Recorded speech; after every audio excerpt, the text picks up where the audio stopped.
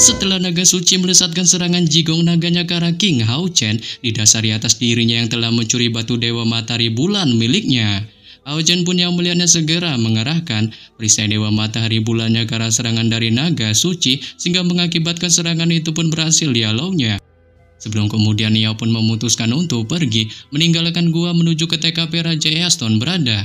Dengan ketika sampai di sana, Raja Easton pun yang melihat sosok batang hidungnya menuju ke raungan amarahnya dan menanyakan padanya mengenai gerangan kedatangannya ke tempatnya yang apakah lagi-lagi berniat mempermalukannya sebagai pemimpin wilayah Easton. Saat Hao Chen pun yang mendengarnya segera menyangkalnya dan menyebutkan tentang dirinya yang tak berniat menghabisinya, melainkan ia hanya diundang oleh seorang wanita klan peri malam, yaitu siapa lagi kalau bukan Sisi untuk berurusan dengannya, didasari atas dirinya yang telah membantai semua orang demi hartanya dan menculik keluarganya. Sehingga itulah menjadi alasan mengapa ia datang ke sini untuk membantunya menyelamatkan keluarganya.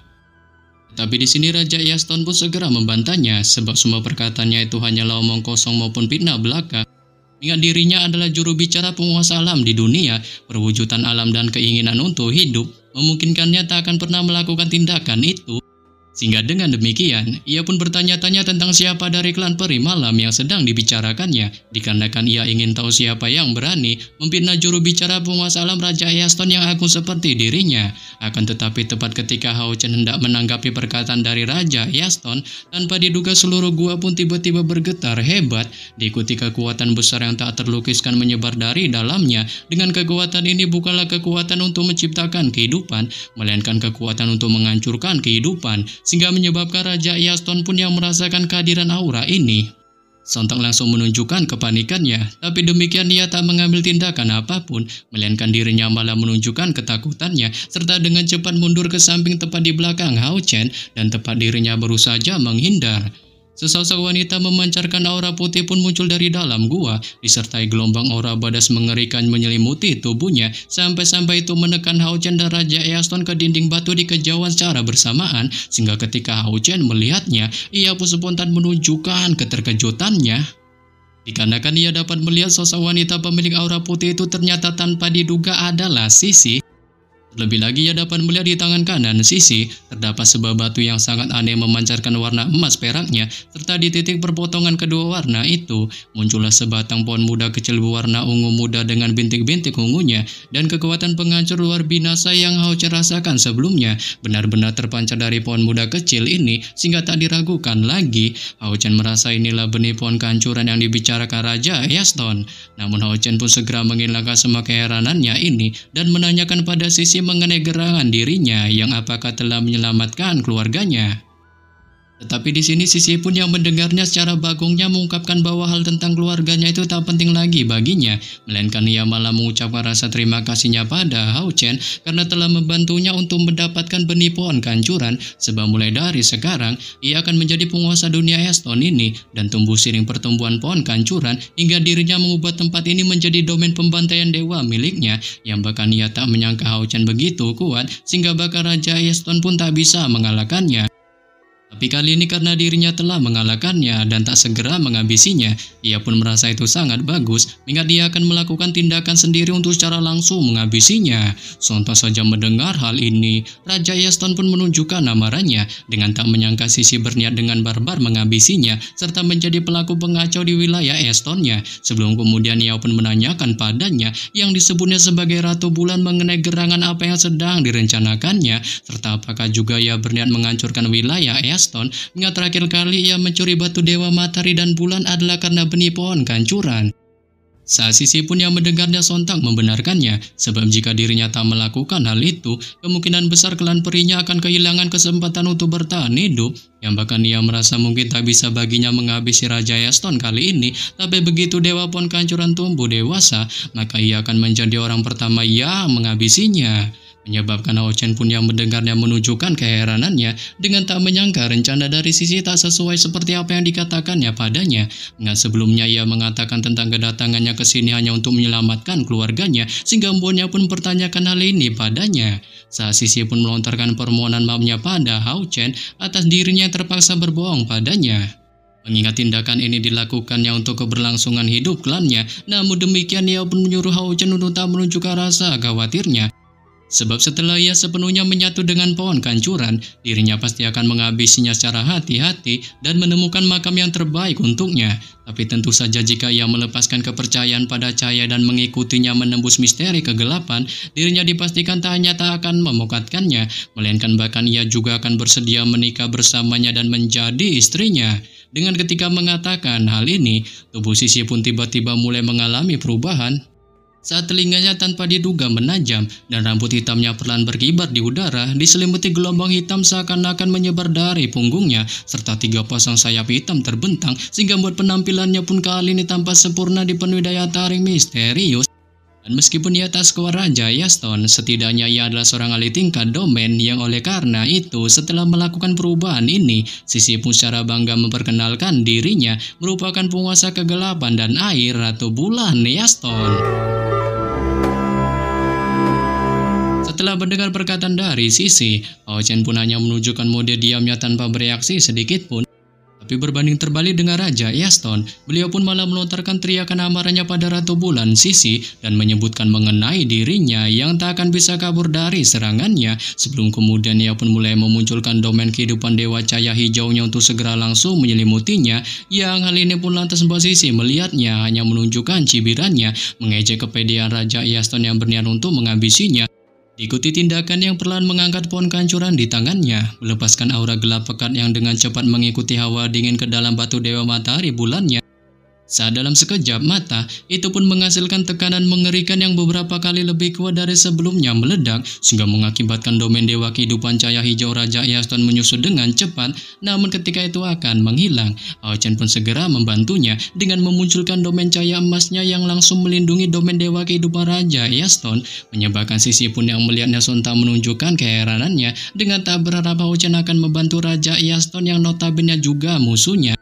Sebelum kemudian ia pun secara kesal menanyakan padanya mengenai gerangan dirinya yang apakah berniat melawannya, mengingat ia merasa itu sama sekali tak berguna baginya, melainkan itu akan selalu merugikannya. Sehingga Mbonnya pun mengingatkannya untuk mempertimbangkan usulnya sebelumnya agar mengikutinya ke dalam kegelapan dan dirinya akan selalu berada di sisinya.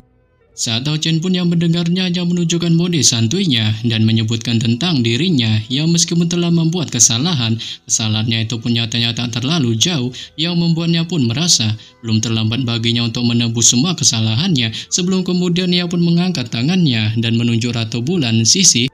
Diikuti cahaya kemasan warna-warni yang aneh tiba-tiba memancar dari tubuhnya. Dengan itu pun tanpa basa-basi langsung melesat ke arah Sisi, sehingga mengakibatkan tubuhnya pun tanpa diduga mulai menunjukkan tanda-tanda menyusut dan dalam sekejap mata. Tubuhnya pun menyusut kembali dalam mode bocilnya, sampai-sampai membuat batu Dewa Matahari dan Bulan pun membutuhkan kedua tangan untuk memegangnya, yang bahkan bukan hanya penampilannya saja yang menurun melainkan juga kekuatannya. Dengan meskipun pikirannya masih sama seperti sebelumnya, kultivasi tingkat domain yang kuat telah sepenuhnya menghilang, dan tentu saja ia pun kali ini tak bisa lagi mengendalikan kekuatan penghancur kehidupannya, sehingga membuatnya pun dalam mode bocilnya hanya bisa melontarkan kutukan amarnya pada Hao Chen atas dirinya, yang benar-benar sangat hina menanam segel di tubuhnya. Tetapi di sini Hao Chen pun yang mendengarnya hanya menunjukkan ketenangannya dan menyebutkan tentang dirinya yang sudah lama tahu akan kebohongannya. Jadi ia diam-diam meninggalkan rencana cadangan yang sewaktu-waktu untuk menjebaknya.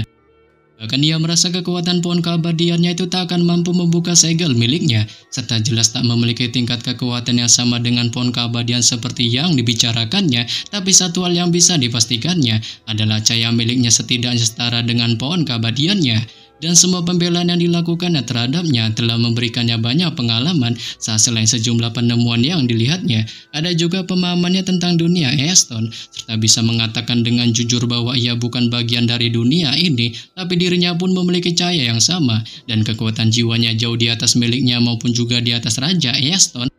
Yang bahkan ia pernah menggunakan kekuatan jiwanya sendiri untuk berkomunikasi dengan jiwa dunia Yaston ini yang merupakan bagian dari alam, merasakan keyakinan sejumlah makhluk sekitarnya saat berkomunikasi melalui sebatang pohon, dan dapat merasakan perasaan mereka terhadap Raja Yaston, sehingga menyebabkannya pun bertanya kepada mereka dengan hubungan jiwa.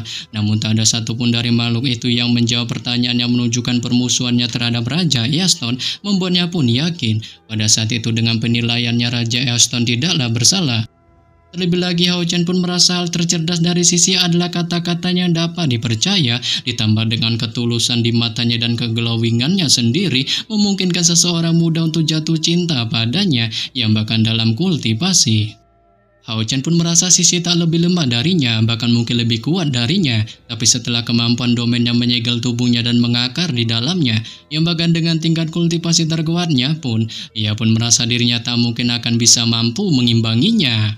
Mendengar ini Sisi pun tak kuasanya bisa menunjukkan rasa kesal di raut wajahnya. Dengan tak berharap pemuda yang disangkanya lugu dan polos ini dalam hal kebaikan, nyatanya juga menyimpan sejumlah kecerdikan. Tapi ia segera menghilangkan rasa kesalnya ini dan menanyakan pada Hao Chen mengenai gerangan dirinya, yang apakah tak takut Raja Easton yang dibelanya kali ini akan memokatkannya.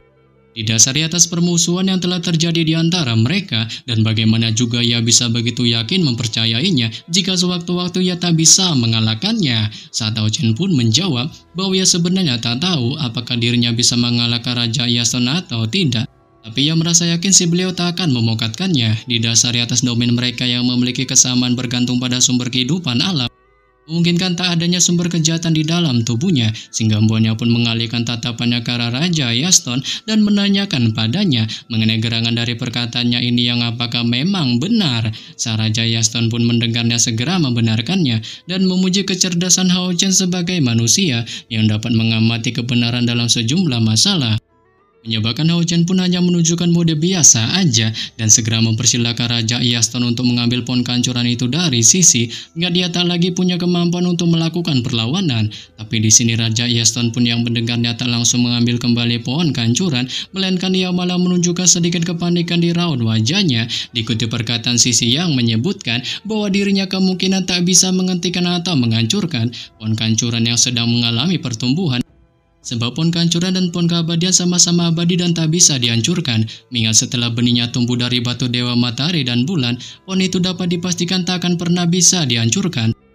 Lebih lagi Raja Easton pun juga membenarkannya dan memberitahukan pada Hao Chen bahwa yang bisa mereka lakukan hanyalah berusaha sebaik mungkin untuk menyegel tunas pohon kehancuran ini dan memperlambat pertumbuhannya. Namun di sini Hao Chen pun menyuruh Raja Easton untuk santuy dan menyerahkan masalah ini padanya, sebab ia merasa dirinya dapat menghancurkan pohon keabadian ini yang menurutnya tak terlalu sulit. Dengan segera menggunakan pedang emas yang dimunculkan di tangannya, ia pun pada akhirnya melesatkan serangan pedangnya itu ke arah pohon keabadian di tangan Ratu Bulan, Sisi.